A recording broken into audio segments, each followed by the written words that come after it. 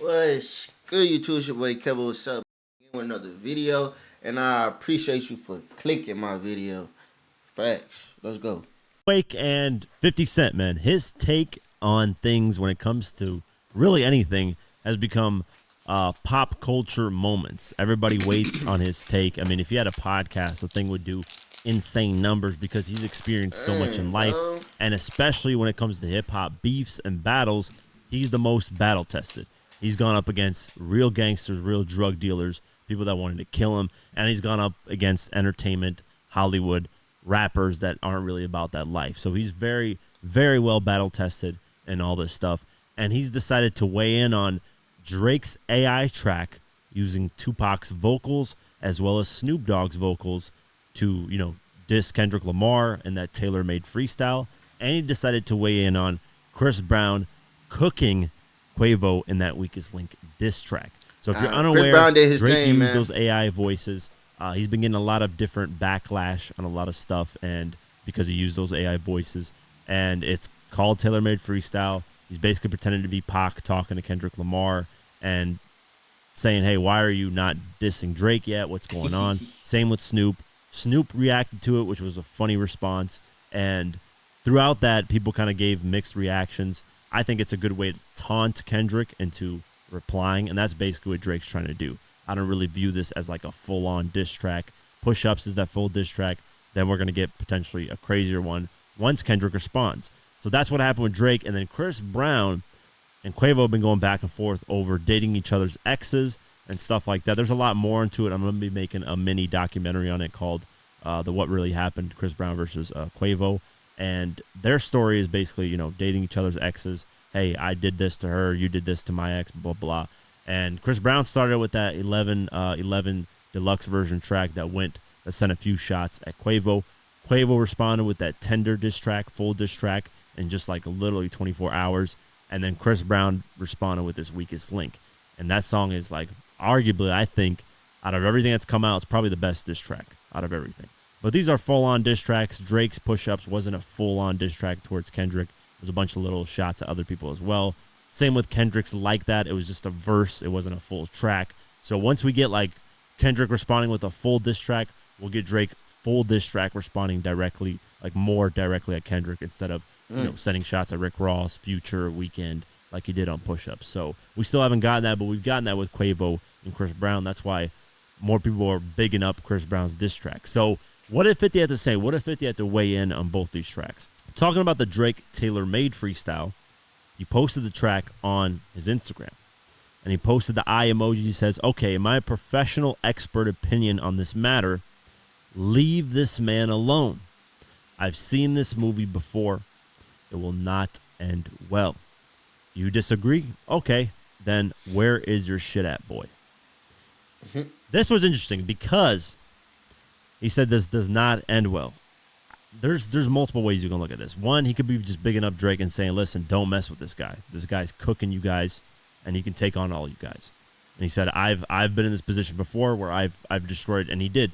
Piggy Bank, that record, he's going like 7-8 people on one track, and that's a really underrated diss track. I think he cooked a lot of artists, man. Even though Jadakiss gets the props for doing his thing and going at 50, all he did was do a line or two saying, "Hey, you're local. Nobody listens to you like that." And I felt like that was enough for Jadakiss. Shine, Locked Up, all that stuff. So dissing Lil Kim, Nas, all this stuff. So 50 knows what it's like to be in battles when it comes to this stuff. So I think he's bigging up Drake here, but he's also saying, it could not end well in terms of using the AI voices. I don't know if he's referencing that as well. He could be saying, "Listen, this is not something that you want to be messing with because Nah, I don't think he's talking now about you're AI. potentially alienating the whole LA or maybe West Coast by kind of toying with this stuff, toying with 2Pac's legacy and using the AI voice, toying with Snoop Dogg, toying with the whole Compton It wasn't that thing. bad, And you got though. to stand up for the And West everybody Coast. knows And you're it's West AI, Coast so savior, and you're scared to respond. he the Now, first rapper to do that, this though. is something that Drake has been very treading lightly with.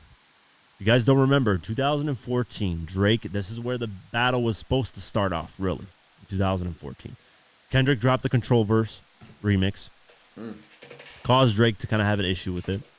Drake then went subliminally at him on Nothing Was the Same, on the language and worst behavior, records like that. Kendrick responded to BT Cypher. Nothing was the same. Nothing was the same when I tucked a pajama wrap or whatever he says in there. Then Drake apparently I think nothing was went the on an same. ESPN show and said, "Hey, Kendrick is nowhere near my level. I'm up here. He's down here." And, he's local in Compton. That's all. Only Compton people know him. However, this interview... Nothing was the same hard. I like Tuscan Leather. I think that's the only two songs I like. I like Tuscan Leather and Brother's Thing. That's hard. I like Tuscan. I like the beat change. Lately I've been feeling like God pierced a memento. Yeah, that's tough. Never came out because it never aired on. It wasn't live aired. It was just a pre-recorded show. Usually, this sports show that was interviewing him, does their shows live, but at this moment they didn't. And Drake's team told them, "Do not air that interview. Destroy it, or else Drake will not host the ESPYs," which he was hosting in 2014 at the time. So he threatened, "Hey, I'm not going to host the ESPYs if you guys air this." They ended up deleting it, but one of the hosts, I think his name is Marcus Wiley or something like that, he revealed the details that Drake was clowning Kendrick, saying, "You're local, you're Compton." And the reason why Drake didn't want that release is because he was traveling a lot to Los Angeles. He was moving around. If you know Los Angeles, you got to get past in a lot of things. And maybe it would have started to cause tensions of East Coast, West Coast, even though Drake's not from the East Coast. He's more from the north of Canada. He's not even in America, really. He's not even from America, but it would have caused a lot of tension. Drake on these niggas' head, Drake bro. Go, and it just would have potentially been more than he can chew at that time.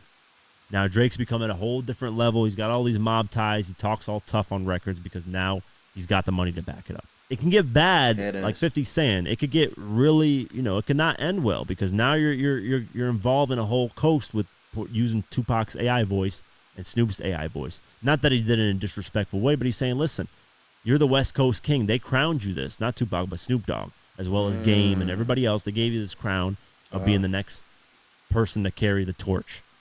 And you're ducking me. You're not responding. And that's what he's doing. He's trying to taunt Kendrick. Hey, get at me, get at me. You're this West Coast savior. You're this legend. You're this guy who's supposed to be this huge boogeyman, and you haven't responded yet. So I like 50's take on that because, he's right. It can get ugly. It can turn really, really ugly quick. And then 50 decided to give his take on the Chris Brown Quavo thing. So he posted the artwork and the song on his page, which is a crazy artwork. We just linked with Quavo downing Glizzy. And in the caption he said, "Oh my God, I just heard this. Who took that picture? If Quavo don't come with some heat, it's a wrap. First the Fat Boys break up, now this." That's hilarious. But yeah, man, I think perfectly said. I think Quavo's got to really respond, or else his career, whatever career, I don't think as a solo artist he's really that big in my opinion. But the Migos, unfortunately, what happened to Takeoff has forever dismantled that. That's never going to happen again. So Quavo's got to rely on his solo career, and this is not a good look, man. Chris Brown cooked him, and Chris Brown said he's got some information on him, so we'll keep our eyes posted on that. But a lot of people have really liked this Chris Brown record more than any diss track that's dropped. If you look at the top comment on this, Chris Brown got the best diss track this year. That's the top comment. So a lot of people are enjoying the Chris Brown thing, and I'm going to be covering a lot more. So if you're new to the channel, you don't know what's going on, I cover a lot of beefs. I've done documentaries, full documentaries, covering deep dives, stuff like that. And I'm going to be doing Chris Brown versus Quavo, what really happened. So tune into that. I'll break down more of the history because a lot of people want to know more about the history of what happened.